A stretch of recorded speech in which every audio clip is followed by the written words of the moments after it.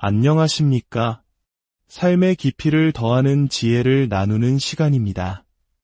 오늘 우리는 잠시 일상의 분주함을 내려놓고 우리 각자의 삶에 주어진 소명이란 무엇인지 그 의미를 함께 탐색해보려 합니다. 본격적인 이야기에 앞서 잠시 여러분의 마음을 구하고자 합니다. 오늘 이 이야기가 여러분의 마음에 울림을 준다면 공유하기를 통해 이 은혜로운 메시지를 주변의 소중한 이들과 함께 나눠주시길 바랍니다. 하나님의 말씀을 전하는 것은 가장 큰 축복의 나눔입니다. 또한 구독을 눌러주시면 앞으로도 계속될 지혜와 성찰의 여정에 동행하실 수 있습니다. 이 채널을 통해 여러분의 삶에 늘 하나님의 평안과 축복이 가득하기를 기도합니다. 여러분은 혹시 나는 왜 태어났을까? 내 삶의 목적은 무엇일까? 라는 질문을 스스로에게 던져본 적이 있으신가요? 우리는 그저 이 땅에 와서 돈을 벌고 안락한 노후를 맞이하다가 생을 마감하기 위해 존재하는 것이 아닙니다. 우리 각자는 자신보다 훨씬 더 위대한 목적을 위해 창조되었습니다. 하나님께서는 우리 한 사람 한 사람을 위한 고유한 계획, 즉 삶의 사명을 가지고 계십니다. 그리고 그 사명은 오직 당신만이 완수할 수 있는 특별한 것입니다. 만약 우리가 그 사명을 외면한다면 우리는 삶의 가장 중요한 의미를 놓치게 되는 것입니다. 우리는 삶의 지혜를 여러 가지 방법으로 배울 수 있습니다. 책을 통한 설명으로 배울 수도 있고 다른 사람의 모범적인 삶을 통해 배울 수도 있습니다. 하지만 가장 강력한 배움 중 하나는 바로 경험을 통해 얻어집니다. 현명한 사람은 자신의 경험에서 배우지만 더욱 현명한 사람은 다른 이들의 경험, 특히 실패의 경험을 통해 배웁니다. 그들의 실수를 통해 우리는 같은 아픔을 겪지 않고도 귀한 교훈을 얻을 수 있기 때문입니다. 성경에는 요나서라는 짧은 책이 있습니다. 단 4장으로 이루어진 이 책의 주인공인 선지자 요나는 하나님께서 주신 자신의 사명 앞에서 거의 모든 것을 잘못된 방식으로 행합니다. 그의 이야기는 우리에게 이렇게 살지 말라는 강력한 경고의 메시지를 던져줍니다. 요나의 실수를 반면교사 삼는다면 우리는 수많은 마음의 고통과 좌절을 피할 수 있을 것입니다. 요나는 하나님의 부르심에 저항했던 선지자였습니다. 그는 심지어 고집스러운 편견에 사로잡힌 인물이었습니다. 당시 세계에서 가장 거대하고 강력한 도시였던 아수르의 수도 니느웨로 가서 하나님의 메시지를 전하라는 명령을 받았을 때 그는 단호히 거부했습니다.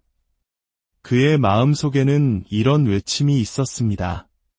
절대 안 됩니다. 니느웨 사람들은 우리의 원수입니다. 그들은 우리와 정치적으로도 민족적으로도 다릅니다. 저는 그들이 밉고 그들을 증오합니다. 하나님께서 그들을 축복하시거나 용서하시는 것을 원치 않습니다. 그리고 요나는 정반대 방향으로 도망칩니다. 동쪽의 니느웨로 가야 했지만 그는 서쪽 끝 스페인 해안의 항구 도시인 다시스로 향하는 배에 오릅니다. 우리 모두가 잘 알다시피 그는 거대한 풍랑을 만나 바다에 던져지고 하나님께서 특별히 예비하신 거대한 물고기에게 삼켜집니다. 캄캄한 물고기 뱃속에서 3일을 보낸 후에야 그는 자신의 잘못을 뉘우치고 결국 하나님께서 원하셨던 그 땅에 배 터지게 됩니다. 요나서 1장에서 우리는 하나님의 명령에 불순종하고 도망치는 요나를 봅니다. 그는 하나님의 계획이 아닌 나의 계획을 따르려 했습니다. 2장에서는 물고기 뱃속에서 비로소 회개하고 하나님께 돌아오는 그의 모습을 볼 수 있습니다. 3장에서는 마지못해 니느웨로 가서 하나님의 말씀을 전하지만 그의 태도는 여전히 삐딱하기 그지없었습니다. 사랑과 용서의 메시지 대신 그는 마치 저주를 퍼붓듯 40일이 지나면 니느웨가 무너지리라는 말만 던지고 맙니다. 그리고 오늘 우리가 깊이 살펴볼 4장에서 요나는 하나님의 계획이 자신의 뜻대로 되지 않자 깊은 후회와 원망에 휩싸입니다. 우리의 삶 역시 마찬가지입니다. 세상의 모든 것은 죄로 인해 깨어져 있습니다. 경제도, 날씨도, 인간관계도, 심지어 우리의 육체조차 온전하지 않습니다. 이 땅 위에서 완벽하게 작동하는 것은 아무것도 없습니다. 그렇기에 우리의 계획 역시 수시로 틀어지고 때로는 정반대의 결과를 낳기도 합니다. 요나는 하나님이 자신의 계획대로 움직여 주시길 바랐지만 하나님께서는 그분의 더 크고 선하신 계획을 이루셨습니다. 바로 그때 요나의 마음속에 원망이라는 독이 퍼지기 시작했습니다. 지금까지 우리는 요나의 이야기에서 5가지 큰 실수를 발견했습니다. 첫째, 그는 자신의 사명을 무시하고 하나님으로부터 도망칠 수 있다고 착각했습니다. 둘째, 그는 하나님께서 사랑으로 창조하신 다른 민족을 편견으로 미워했습니다. 셋째, 그는 사람들의 구원보다 자신의 정치적 입장을 더 중요하게 여겼습니다. 하나님보다 국가나 민족을 앞세우는 것, 그것은 10계명의 첫 2계명을 어기는 우상숭배입니다. 넷째, 그는 자기 민족에게만 관심을 가졌을 뿐 온 세상을 향한 하나님의 계획에는 무관심했습니다. 다섯째, 그는 마지못해 사명을 수행했지만 아주 나쁜 태도로 임했습니다. 그리고 오늘 요나서 4장에서 우리는 원망과 관련된 2가지 치명적인 실수를 더 발견하게 됩니다. 여러분, 원망은 우리 영혼을 파괴하는 가장 쓸모없는 감정입니다. 원망이라는 감정에 사로잡히는 순간 우리는 원망의 대상보다 자기 자신을 훨씬 더 깊이 해치게 됩니다. 누군가에게 상처받은 기억을 떠올려 보십시오. 그 사람을 미워하고 원망함으로써 그에게 책임을 묻고 있다고 생각하지만 사실 그 시간 동안 비참해지는 것은 오직 자기 자신뿐입니다. 상대방은 스테이크를 굽고 골프를 치며 즐겁게 살아가고 있을지도 모릅니다. 하지만 우리는 과거의 상처를 되새김질하며 스스로를 고통의 감옥에 가둡니다. 이제 그만 그들을 놓아주어야 합니다. 당신의 행복을 위해서 말입니다. 다른 사람을 향한 원망도 이토록 해롭지만 가장 최악의 원망은 바로 하나님을 향한 원망입니다. 하나님, 왜 제게 이런 일을 허락하셨습니까? 왜 그때 저를 도와주지 않으셨나요? 이런 마음이 들 때 우리는 영적으로 큰 위험에 처하게 됩니다. 요나가 저지른 6번째 실수는 바로 이것입니다. 하나님의 계획이 내 계획과 맞지 않을 때 그분의 계획을 원망하는 것. 여러분도 이런 경험이 있지 않으신가요? 졸업, 결혼, 취업 등 내가 세운 계획이 뜻대로 되지 않았을 때 하나님께 화를 낸 적은 없으신가요? 원망은 비소를 마시고 상대가 죽기를 바라는 것과 같습니다. 결국 죽는 것은 자기 자신입니다. 요나는 왜 하나님을 원망했을까요? 그는 자신의 원수인 니느웨가 멸망하기를 바랐습니다. 하지만 하나님의 계획은 그들을 용서하고 구원하는 것이었습니다. 요나서 3장 10절과 4장 1절은 이렇게 기록합니다. 하나님이 그들이 행한 것 곧 그 악한 길에서 돌이켜 떠난 것을 보시고 뜻을 돌이키사 그들에게 내리리라고 말씀하신 재앙을 내리지 아니하시니라. 요나가 매우 싫어하고 성내며 하나님의 경고는 사실 내가 너를 벌하고 싶지 않다는 사랑의 신호입니다. 경고가 있다는 것 자체가 은혜입니다. 정말로 벌하시려 했다면 경고 없이 바로 행하셨을 것입니다. 하나님은 니느웨를 용서하고 싶으셨고 그래서 요나를 보내 경고하게 하신 것입니다. 하지만 요나는 하나님의 자비로운 계획에 분노했습니다. 우리가 하나님을 원망하고 있다는 신호는 5가지 감정으로 나타납니다. 첫째는 좌절감입니다. 계획이 틀어지자 요나는 매우 불쾌했습니다. 둘째는 분노입니다. 성경은 그가 성내멸하고 기록합니다. 이는 이성을 잃을 정도의 격렬한 분노를 의미합니다. 셋째는 자기 연민입니다. 그는 하나님께 불평하며 나는 세상에서 가장 불쌍한 사람이라는 듯이 행동했습니다. 넷째와 다섯째는 우울감과 자살 충동입니다. 요나는 심지어 이렇게 말합니다. 여호와여 원하건대 이제 내 생명을 거두어 가소서. 사는 것보다 죽는 것이 내게 나음이니이다. 이것이 바로 증오와 원망이 마음에 가득 찰 때 일어나는 일입니다. 좌절감으로 시작해 분노로, 자기 연민으로, 그리고 깊은 우울감과 삶을 포기하고 싶은 마음으로까지 이어지는 것입니다. 사랑하는 여러분, 제발 부탁드립니다. 여러분의 마음속에 있는 상처와 미움, 원망을 이제는 내려놓으십시오. 그것은 여러분 자신을 위한 일입니다. 요나의 7번째 실수는 이것입니다.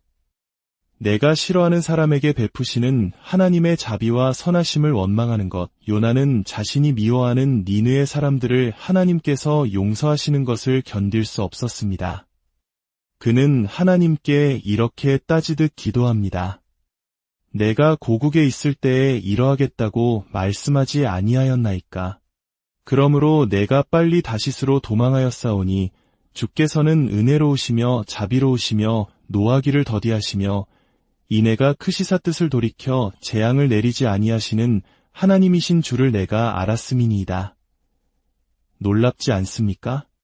요나는 하나님의 선하신 성품, 즉 그분의 은혜와 자비, 인내와 무한한 사랑을 너무나 잘 알고 있었습니다. 그리고 바로 그 선하심 때문에 하나님으로부터 도망쳤다고 말합니다. 왜일까요? 여기 우리 모두가 빠지기 쉬운 요나의 덫이 있습니다.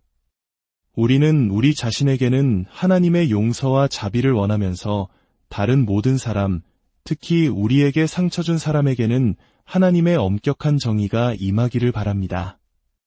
이제 우리 자신에게 솔직해져 봅시다. 혹시 여러분의 마음속에 하나님, 저 사람은 절대 용서하지 말아주세요라고 기도하는 대상이 있습니까? 나에게 너무나 큰 상처를 주었기에 그가 하나님의 자비를 받는 것을 원치 않는 사람이 있습니까? 그것이 바로 요나의 덫입니다. 하나님께서는 이미 그를 용서하셨을지 모르는데 우리가 뭐라고 하나님의 용서를 거부하겠습니까?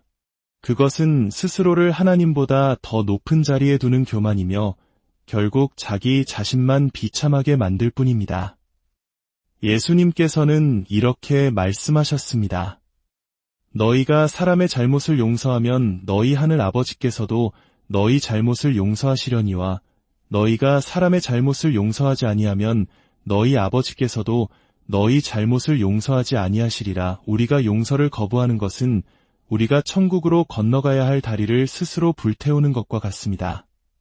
그렇다면 우리의 뜻대로 일이 풀리지 않을 때 우리는 무엇을 기억해야 할까요? 요나서의 마지막 부분은 우리에게 4가지 귀한 지혜를 가르쳐줍니다. 첫째, 하나님께서는 우리가 보지 못하는 것을 보신다는 사실을 기억해야 합니다. 하나님께서 요나에게 물으십니다. 내가 성내는 것이 옳으냐? 이 질문은 내가 나보다 더 지혜로우냐? 내가 보지 못하는 것을 내가 보느냐? 라는 의미입니다. 우리의 계획과 하나님의 계획이 다를 때 우리는 그저 하나님께서 나보다 더 넓고 깊게 보고 계심을 신뢰해야 합니다. 하나님은 시간의 제약을 받지 않으십니다. 과거와 현재, 미래를 동시에 보시며 모든 것을 아십니다. 우리의 지혜로 하나님의 계획을 의심하는 것은 개미가 인터넷의 원리를 이해하려는 것과 같습니다. 그저 그분의 지혜를 믿고 따라야 합니다. 둘째, 우리가 불평하고 짜증낼 때조차도 하나님은 우리에게 선하시다는 것을 기억해야 합니다. 요나는 니느웨 성이 멸망하는지 보려고 성동 쪽에 자리를 잡고 앉았습니다. 뜨거운 햇볕 아래 앉아있는 그를 위해 하나님께서는 넓은 잎을 가진 박넝쿨이 자라나 그늘을 만들어 주셨습니다. 요나가 하나님께 불평하고 원망하는 그 순간에도 하나님은 그의 육체적 불편함을 돌보셨습니다. 이처럼 하나님은 우리가 자격 없을 때에도, 심지어 하나님을 등지고 있을 때에도 우리에게 그늘을 드리워 주시는 분입니다. 우리가 얼마나 자주 그분의 선하심을 당연하게 여기며 살아왔는지 모릅니다.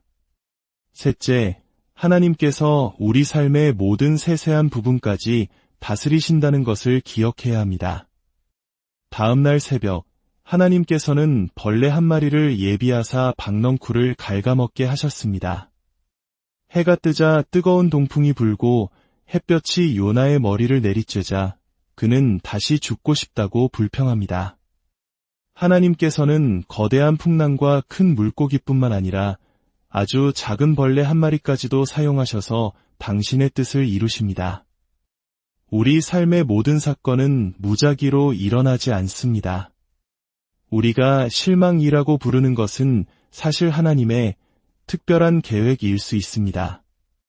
하나님께서는 때로 우리를 삼킬 듯한 거대한 시련을 통해 우리의 방향을 바꾸시고, 때로는 박넝쿨 같은 예기치 않은 위로를 주시기도 하며, 또 때로는 벌레 같은 아주 사소한 일을 통해 우리의 안락함을 깨뜨리고 우리를 새로운 곳으로 이끄십니다. 이 모든 과정 속에서 하나님의 동기는 언제나 사랑입니다. 마지막 넷째, 영원한 것에 집중해야 함을 기억해야 합니다. 하나님께서 요나에게 말씀하십니다. 내가 이 박넝쿨로 말미암아 성내는 것이 어찌 옳으냐? 요나는 내가 성내어 죽기까지 할지라도 옳으니이다 라고 대답합니다. 하나님께서 다시 말씀하십니다. 내가 수고도 아니하였고 재배도 아니하였고 하룻밤에 났다가 하룻밤에 말라버린 이 박넝쿨을 아꼈거든. 하물며 이 큰 성읍 니느웨에는 좌우를 분별하지 못하는 자가 12만여 명이요 가축도 많이 있나니 내가 어찌 아끼지 아니하겠느냐.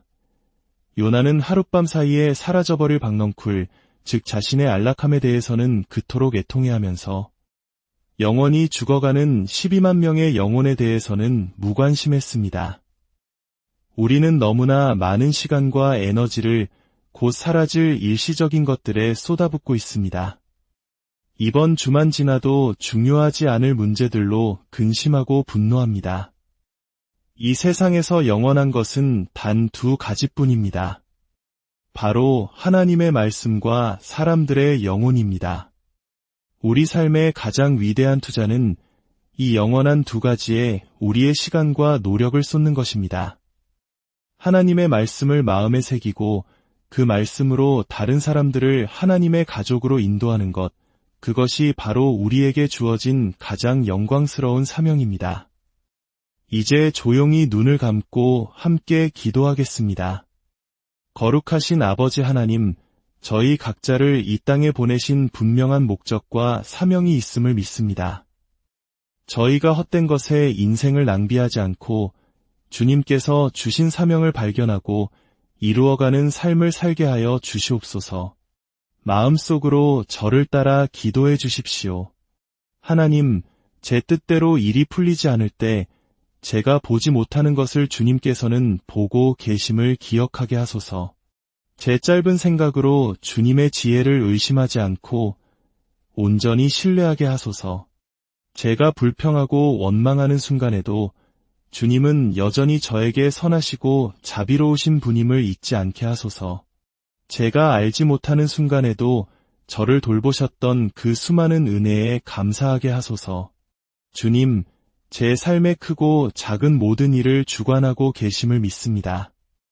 제 삶의 실망들이 주님의 특별한 계획임을 깨닫는 믿음의 눈을 허락하여 주시옵소서.